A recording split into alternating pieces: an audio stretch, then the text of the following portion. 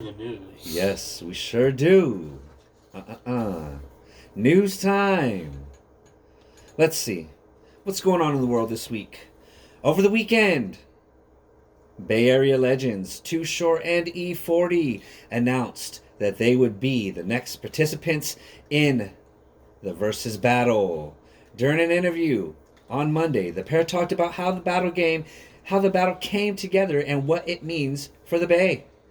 Too Short revealed that he was ultimately coaxed into the battle after receiving a call from E40 and Swizz Beatz urging him to agree to the battle.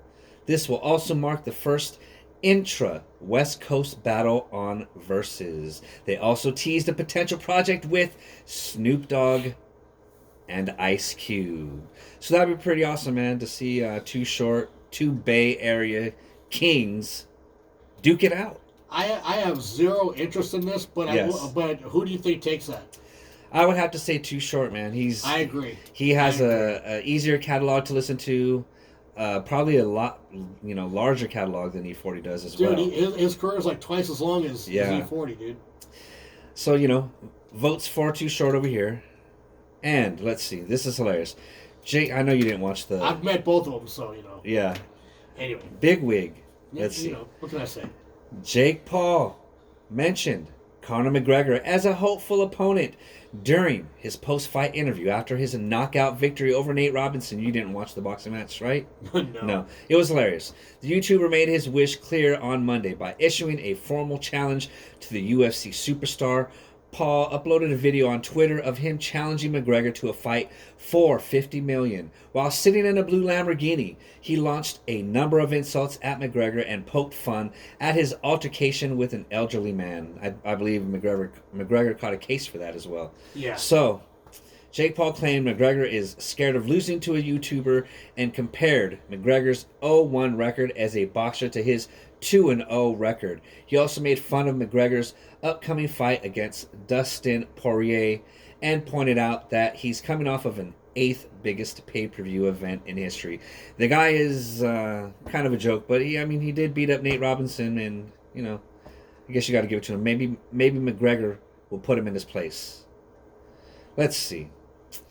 Legalizing marijuana may become a real situation in the near future, but until then, the U.S. has been releasing inmates who were locked up for non-violent drug crimes. Now, news surfaces noting a 71-year-old man named Richard Del Sai was released after serving 31 years in the South Bay Correctional Facility in Palm Beach County, Florida. In 1989, he was convicted for charges of cannabis trafficking, racketeering, and was sentenced to 90 years in prison for smuggling over 100 pounds of weed. That's a lot.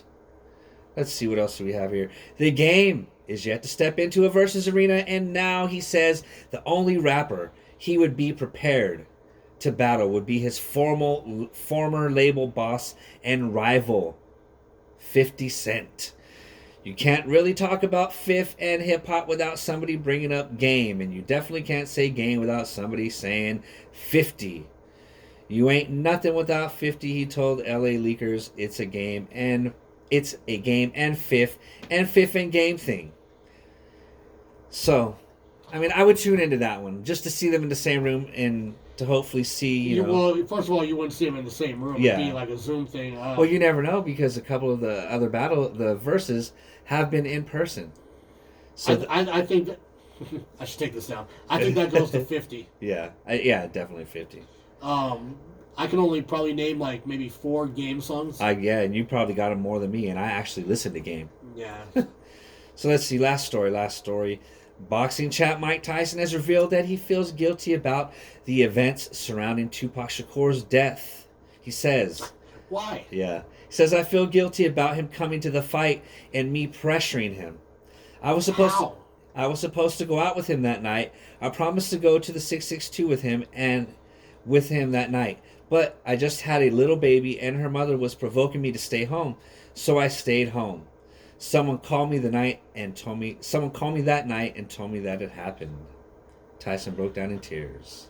Dude, as bad as Tyson was back then, even he couldn't stop a bullet. Yeah, And, exactly. and there's no reason for him to feel guilty because he didn't tell or make Tupac stomp the guy in the casino. Exactly. Stomp out a Southsider who was a relative of a shot caller. Come on, man. Yeah. And I believe that is my time. That is the news. And with that, man, let's get back into some more music. I got something here from Saigon featuring Cool G Rap. This one is called, let me see what this one is called. It's the MF Effect. Uh-oh. So you figure it out.